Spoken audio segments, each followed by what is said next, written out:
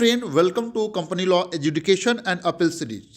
आज हम लोग बात करेंगे केरला आरओसी का एजुकेशन ऑर्डर, जिसमें उन्होंने एमएसएमई रिटर्न ना फाइल करने के कारण हैवी पेनल्टी कंपनी और मैनेजिंग डायरेक्टर पर इम्पोज किया है। तो टोटल पेनल्टी यहाँ पर 16,04,000 का इम्पोज हुआ है। तो आइए देखते हैं केस का फैक्ट्स। ये ऑर्डर का डेट है 29 दिसंबर 2023 और ये पब्लिश हुआ है 12 जनवरी 2024 को।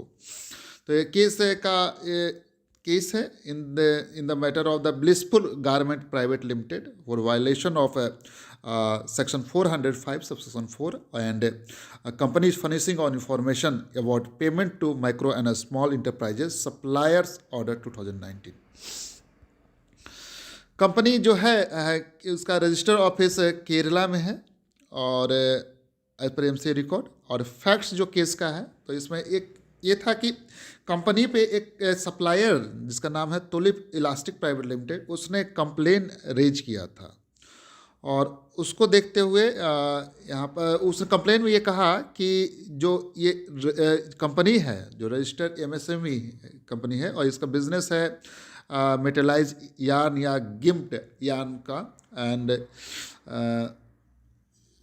Pursuant to an order place by the Dressy company, उन्होंने एक ऑर्डर प्लेस किया था इसमें और इसने सप्लाई किया था गुड्स से और इनवाइस रेज किया था।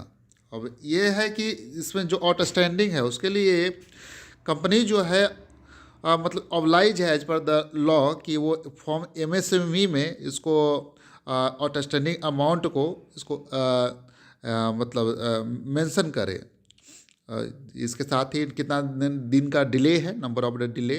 तो ये said complaint has been registered by this office, complaint raise किया था, उस कंप्लेंट को आरओसी ने रजिस्टर किया एमसीए ने, और इस ऑर्डर के साथ वहाँ पर उन्होंने इसको भेजा है। तो as per the legal provision थोड़ा विचार कर लेते हैं कि यहाँ पर नोटिफिकेशन जो है यहाँ पर नोटिफिकेशन नंबर 5622 डेटेड 2 नवंबर 2018। तो इस नोटिफिकेशन के द्वारा as per the section 9 of the micro small and medium enterprise development act, central government hereby direct that all the companies who get supplies of the goods or services from MSME and whose payment to MSME supplier exceed 45 days from the date of acceptance or date of the deemed acceptance of the goods or services, तो उसे half yearly return submit करना है MCA में, जिसमें उसमें कितना payment due है उसका अमाउंट और रीजन ऑफ द डिले उसको मेंशन करना है। फर्दर नोटिफिकेशन 368 डेटेड 22 जनवरी 2019, जिसमें एमसी ने कहा कि अडेसी company required to file MSME form number 1 pursuant to section 405 subsection 1 and section 405 subsection 1 says that central government may by order require companies generally or any class of company or any company to furnish such information or statistics with regard to their or its constitution or working and within the such time as may be specified in this order। तो यहाँ पर notification है, उसमें उन्होंने form notify किया MSME 1 form number 1, जिसके द्वारा इसको फाइल करना है। फर्दर सेक्शन 405 सबसेक्शन 4 कहता है कि अगर कोई कंपनी इस सबसेक्शन 1 और 3 को वायलेट करता है और कोई इंफॉर्मेशन और जो है जो इनकरेक्ट या इनकम्प्लीट फाइल करता है, तो इस केस में कंपनी और जो एवरी ऑफिसर इन डिफ़ॉल्ट है उस पर पेनल्टी इम्पोज की जाएगी 20,000 रुपीज़, और अगर ये कंटिन्यू है तो further 1,000 rupees for each day after the first during which such continues subject to maximum of 3 lakh rupees. तो यहाँ पर ड्रेसी कंपनी को सोकॉल्ड नोटिस दिया गया कि क्यों नहीं by the action should not be initiated for education of penalty.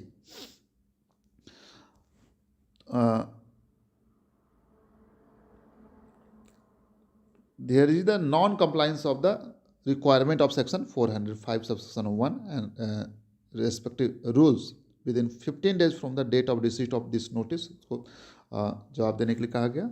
Date as per the postal track both the letters have been delivered and the company alone has by letter dated 10th December 2023 received on 26th December 2023 has replied to the notice admitting that the complainant was one of his supplier and they have done a business deal with 18,58,000 during the period October 2020 to December 2020 and that have also issued a check worth of 18,56,889 dated 23rd November 2020 and that subsequently had paid 1,33,875 on 24th November 2020 and further payment of 8,50,000 on 22nd September 2021. However, the complainant has initiated a proceeding before the Honorable Judicial Magistrate Court of Hyderabad and however the company is ready to settle the due amount or outside the court if the complainant is ready to withdraw the judicial proceeding. तो इनके बीच में case चल रहा है dues को लेके, settlement के लेकर. लेकिन एजुकेशन ऑर्डर में कहा कि हाउएवर अगर ये डिटेल उन्होंने दिया, इवन नरेट किया है ये डिटेल, लेकिन company has not offer any explanation as to by the said e form has not been filed. Therefore though there may be a judicial proceeding, since the company has admitted that the transaction, nothing prevented the company from filing Form MSME Form 1 indicating the admitted amount as per its calculation there is a due to complainant and column number 5 of the said forms provide for the reason for the delay for the payment. Therefore, in view of the what is stated in column 4.2 to 4.4, it is concluded that the company and MD in default are liable to penalty as prescribed under section 405 subsection 4 of the Act. तो यहाँ पर penalty जो है यहाँ पर on the company, तो यहाँ पर 6 हाफ ईयरली पीरियड का यहाँ पर डिफ़ॉल्ट है. तो यहाँ पर पेनल्टी इम्पोज किया गया है. First penalty for the default 20,000 plus 1,000 per day के हिसाब से कैलकुलेट किया गया. टोटल पेनल्टी 20,000, टोटल 9,92,000 एंड जो फाइनल पेनल्टी इम्पोज है, जो मैक्सिमम पेनल्टी परमिसिबल है 2 lakh.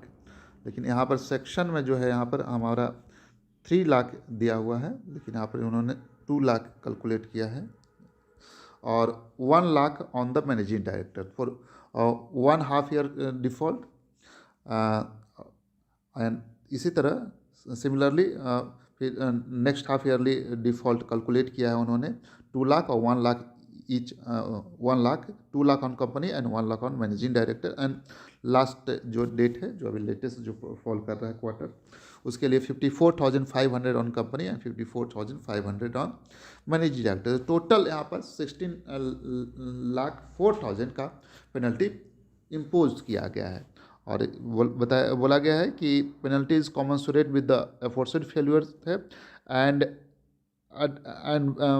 The penalty is so impose upon the MD shall be paid from his personal source of income.